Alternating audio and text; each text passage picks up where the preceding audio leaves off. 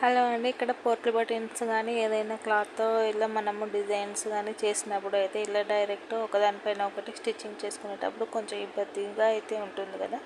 So అలాంటి ఇబ్బంది అయితే ఏమీ లేకుండా చిన్న టిప్తో అయితే మనం ఫాస్ట్గా కంప్లీట్ అయితే చేసుకోవచ్చు.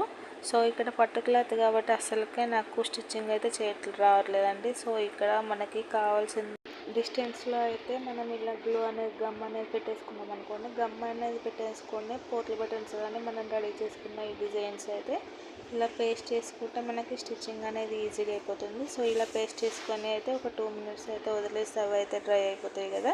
సో ఇలా డ్రై అయిపోయిన తర్వాత మనకి ఇలా ఫిక్స్ అయిపోతాయండి. సో ఇలా మనకి ఇంకో లేయర్ని అయితే ఇలా కరెక్ట్గా అడ్జస్ట్ చేసుకొని ఇలా స్టిచ్చింగ్ చేసుకుంటే అయితే ఇంకా ఫాస్ట్గా మనకి చేసుకునే వర్క్ అనేది తొందరగా అయితే అయిపోతుంది.